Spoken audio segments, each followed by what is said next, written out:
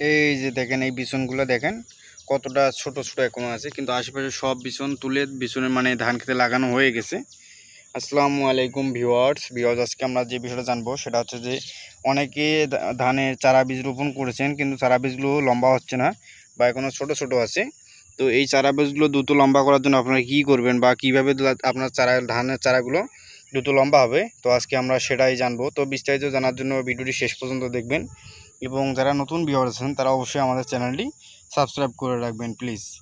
তো বন্ধুরা, লক্ষ্য করতে পারতেছেন এই যে জমিটা দেখেন, মানে ধানের চারাগুলো কিন্তু এখন ছোট ছোট আছে, আর আশেপাশে সব মানে ধানের বিছন যেগুলো ছিল সবগুলো তুলে জমিতে লাগানো হয়ে গেছে অলরেডি। কিন্তু এই যে বিছনটা দেখতেছেন, এই বিছনটা কিন্তু এখনও ছোট আছে। তো অনেকের এই সমস্যাটা হয়ে গেছে, ধানের বিছন এখনও ছোট ছোট আছে, মানে তোলা যাচ্ছে না। আর এই ছোটো বিছন তুলতে গেলে কিন্তু ছিঁড়ে যাবে।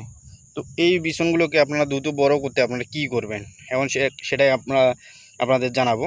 তো এই বিছনগুলো আপনারা দ্রুত লম্বা করার জন্য কী করবেন, প্রথমত আপনাদেরকে পর্যাপ্ত খাদ্য দিতে হবে। সেটা হচ্ছে ইউরিয়া সার এবং ড্যাপ সার কিছুটা, মানে 1 কেজি ইউরিয়া এবং হাফ কেজি ড্যাব, এই পরিমাণ সার নিয়ে আপনারা সুন্দরভাবে ছিটিয়ে দেবেন। এতে করে আপনার গাছগুলো দ্রুত খাদ্য পাবে এবং সবুজ হয়ে আসবে এবং লম্বা হবে। এবং পাশাপাশি আপনারা যদি চান যে দ্রুত লম্বা করতে হবে, তাহলে আপনারা কি করবেন, একটা ভালো মানের ভিটামিনটা গাছের জন্য কিন্তু খুবই উপকারী এবং গাছটাকে দ্রুত লম্বা করবে।